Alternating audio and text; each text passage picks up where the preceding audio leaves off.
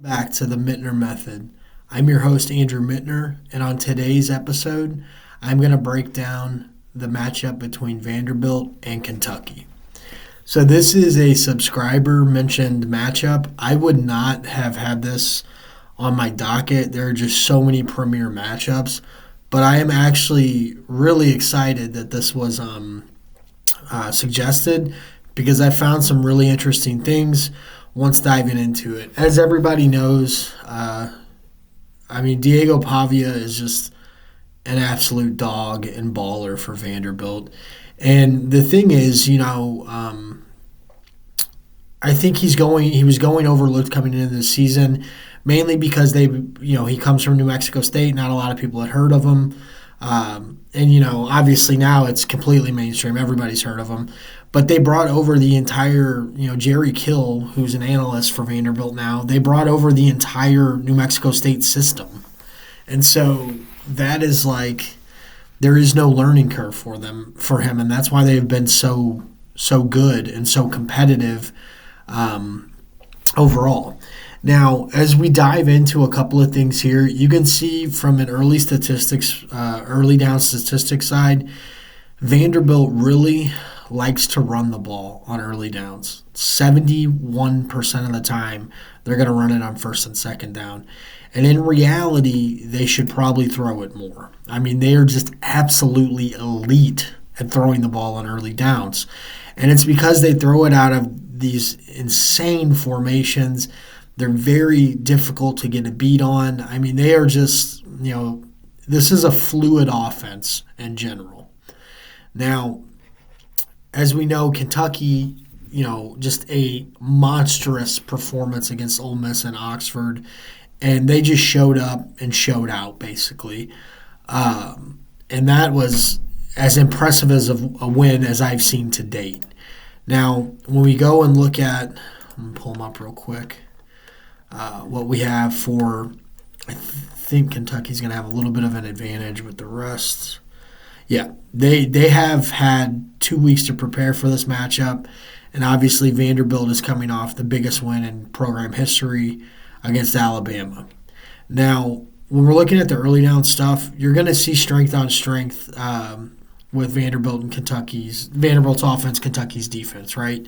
On the offensive side of the ball, though, Kentucky they're Kentucky. What can we say here? They're not great on that side of the ball. They haven't really ever been great on that side of the ball, if we're being completely honest here. Now, there's not much to see in the early downs versus Power 5 and early downs versus Group of 5. They're spot on. They're both really good in the areas that they're really good in, right? The advanced statistics is something that was a little eye-opening for me because when I look at it from an eye test, Vanderbilt has looked extremely good. Their offense looks amazing, but, from an efficiency standpoint, they just have not been there in certain areas, like not very explosive, which is hard to believe considering what we just watched. Offensive line, not great. Stuff rate, not good. Offensive line yards, not good. And then from a rushing standpoint, they haven't really been super efficient, and they haven't been super explosive. Now, the biggest difference, though, is from a passing standpoint, they've been incredible. Like 12th in passing efficiency and 42nd in passing explosiveness. Now, you're going to see as we dive even deeper into the other layers of this Kentucky defense, the run game is where they are elite. They are elite at stopping the run. 14th in stuff rate, 8th in defensive line yards, front 7 havocs, 5th overall. They're elite at that. And then when we look at the offense down here, Kentucky, none of this is shocking, right? They're dead last in rushing explosiveness in all of college football, even behind Kennesaw State. Just let that sink in, right? And somehow they're 10th in passing explosiveness. Just a wildly erratic team all the way across the board. And, the Vanderbilt defense is below average at best, right? They have some red, they have a blue here, a little bit above in certain areas. But they're just, they're not this team is not driven by that unit. I think we can all kind of everybody kind of knows that, right? So the things that are really eye-opening to me are when we dive into just the type of profiles that that these teams have when it comes to the passing game, right? So what we're focusing on here really is going to be Vanderbilt. So Vanderbilt is third in EPA when it comes to behind the line of scrimmage attempts. This number right here is just astronomically high. I don't know, and it's all with the personnel groupings and the formations and just the creativity, because the average, as I touched base in a previous episode, is negative 0.118 for a behind the line of scrimmage pass attempt. Their EPA is 0.842. That's insane amount, okay? And then they're elite in the short area also, fourth overall in short area. So when it comes to these Mickey Mouse style routes, they're second overall. Now, this is where it gets kind of dicey, right? They don't attempt these routes at anything insane, right? 58% of the time, they have a pass attempt within 9 yards or less, right? So that is literally right at the average. The average is 60.8%, okay? And Mickey Mouse percentage is the combination of behind the line of scrimmage attempts and short attempts, right? So when we go to the big dog attempts, this is where I think the game is going to be decided, especially the spread, if you ask me. They're 10th in medium attempts percentage. So that's passes that are 10 to 19 yards through the air. Okay? So they do that 27.9% of the time. Now, they're pretty average. They're 78th. Not anything amazing. But again, the EPA on these attempts are going to be higher, on average, because they're further down the field. The possibility for a big play is more, imminent, right? But when we look at the deep EPA, 1.16, ninth overall. None of this is shocking when you watch the Alabama game.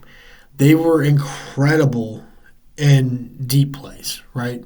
They just seem to always have that drawn up and just perfect, right? So the thing is, they only attempted 9.6% of the time, right?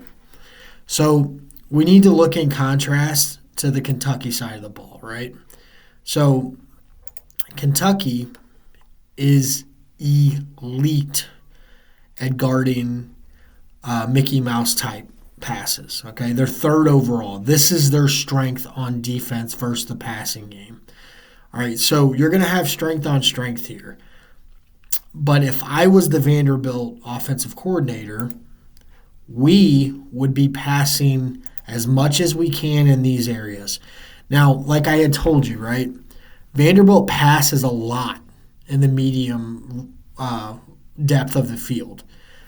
Kentucky is dead last in the country in EPA per medium attempt. Okay, so I would just be peppering these throws in the middle of the field, down the field, just peppering them.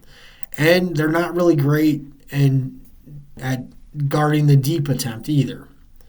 So this is where the game, lies, essentially, in my opinion.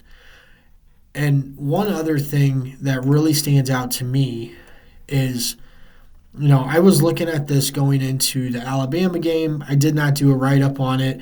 I actually had placed a wager on Alabama the other way around, so I can't even be like, haha, told you so. But Vanderbilt, mainly Diego Pavia, is fifth overall in passing attempts where he does not face a blitz, okay? And so basically that means, 4 or less rushers, right? Fifth, okay?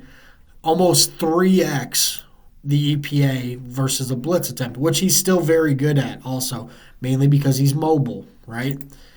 So when we come over here, we need to see something that I just need to show you, okay?